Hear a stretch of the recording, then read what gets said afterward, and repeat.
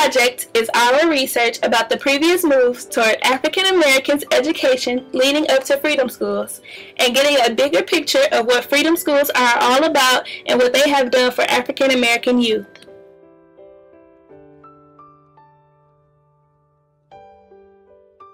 In 1837, the Institute for Colored Youth was founded by Richard Humphreys, a Quaker philanthropist. Today, it is now one of the oldest African American schools around. In 1854, Ashland Institute was founded by John Miller. This was the first school of higher learning for young black men. In 1869, Howard University, located in Washington, D.C., became the country's first black law school. The starting class had 6 members in it. In 1881, Spelman College, the first college for black women in the United States, was founded by Sophie B. Packard and Harriet E. Giles. There were 8 women in the starting class. In 1944, Frederick Douglass Patterson established the United Negro College Fund to help support black colleges and black students. In 1954, in the landmark case, Brown v. Board of Education of Topeka, Kansas, the Supreme Court rules unanimously that segregation in public schools is unconstitutional.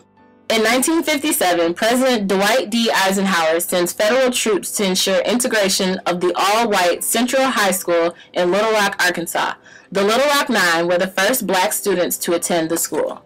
In 1960, black and white students formed the Student Nonviolent Coordinating Committee, SNCC. They were dedicated to working against segregation and discrimination.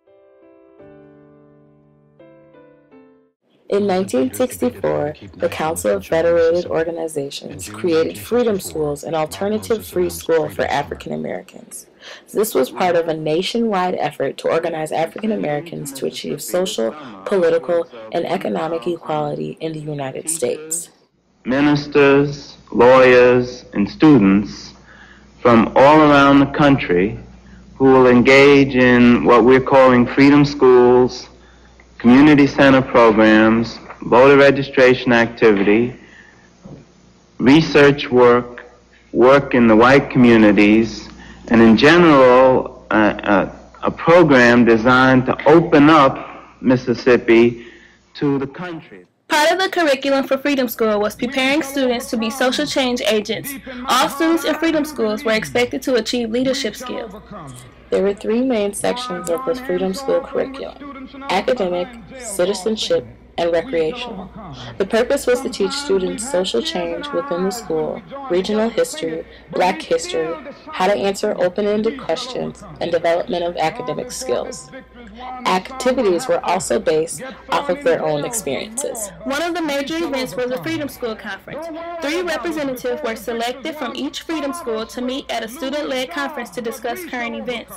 Students demanded access to public accommodations, building codes for each home, integrated schools, a public works program, and the appointment of qualified blacks to state positions.